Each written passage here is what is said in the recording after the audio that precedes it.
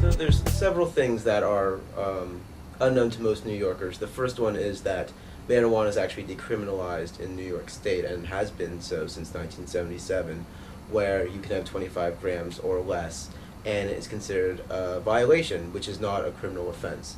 There is a second part of that provision that says if you have marijuana open to public view or are smoking, that is a misdemeanor offense.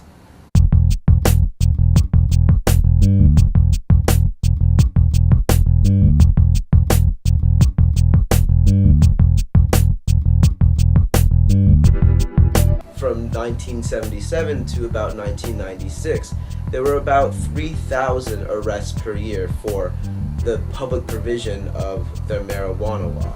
The Rockefeller drug laws have undergone several changes in the past. One of the most striking things about the marijuana arrests, not only that they've increased so much in the last 15 years, is that 87% of those who are arrested for marijuana possession in public view are people of color, and nearly almost all of them are under the age of 28. It would make sense if people of color overwhelmingly smoked and sold marijuana, but statistics show that in New York, people of color and white people smoke and sell at roughly the same proportion.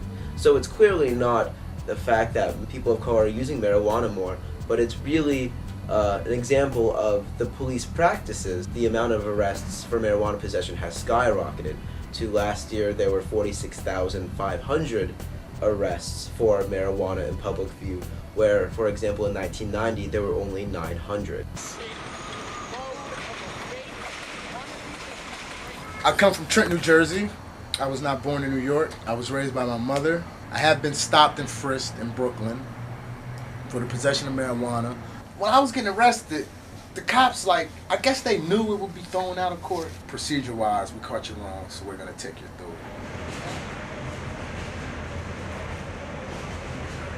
I'm from Brooklyn, New York. I've been stopped and frisked by police once. Spring of 2007. I was a senior in high school, 17 years old. I was walking in the park, and they got out of the car, and they said, "Take your hands out of your pockets." And then they proceeded to frisk me, put their hands in my pockets, put their hands up my sleeve, found it, and then arrested both me and my friend. They also said that we looked like we had knives on us. So that's why they stopped us. The write-up was completely false. It was lied. They said that I was arrested in Prospect Park on 9th Street. They said I was arrested in Prospect Park all the way on the other side near Coney Island Avenue. They said that I was smoking when they caught me. And I was passing it to my friend, which I guess was the reason why they arrested both of us.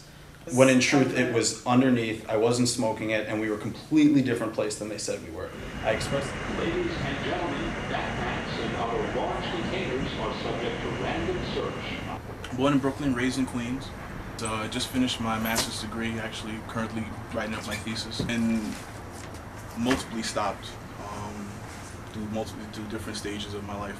First occurrence I was stopped in Frisco, I was chilling at a corner spot, bodega in our neighborhood, hanging out with a bunch of the crew that I was with at that time. Just standing there, not really doing anything. Officers came up, started browbeating us. This is during the 90s, so my neighborhood at that point was pretty reckless. We were walking down the block. We were very close to the place that I go to school to, and an undercover patrol car came around and saw two black guys there smoking. But the officers automatically assumed that because it was two guys standing over there in a very not populated street smoking, they've got to be smoking weed of some type. So they came along. It was a black officer and a white officer. Black officer actually was the one that was newer on the job, but he was the one that was told to come out and initially interact with us. And his initial interaction was very belligerent, very loud, very, very strong-armed. And then after that, he suddenly became this very polite guy, and for me asking questions, find out he was himself a college student. So I understood that whole tough guy routine was actually a front. the collateral consequences that are associated with a conviction for marijuana arrest, such as losing access to public housing for you and your family, being deported, losing financial aid, losing your job, and a general distrust of the police that are supposed to protect you. And there's also a cost aspect to this. It's estimated that these arrests every year cost about between $60 and $90 million. It's unaffordable to actually maintain these arrests when they're clearly ineffective and do more harm than good. My police record won't let me really get a strong foothold into a career. That's why I'm furthering my education. I have a fiance. My mom's retired. I'm on maybe 8th or 9th year of my career now, so people look at me for things. Christmas time is really a big thing for me. When people are used to being a man, you look forward to your family depending on you for things that you wanted when you were their age. And you can't do that. It makes you feel like less than a man. But you're working 8 hours a day and you can't do this. It's not like you're sitting home not doing, you're working 8 hours a day and you can't do this. You got a master's degree and you're in the projects. It's like an oxymoron. I had a job, but then my background disqualified me from that.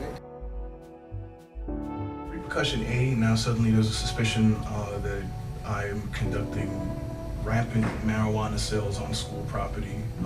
Repercussion B, which is, I can't really call it a repercussion. They had me come in there for a desk appearance ticket, which they actually, they were there, they threw it out, and then sent a letter to me 3 days after my court date saying that I didn't have to show up, which was the repercussions for me.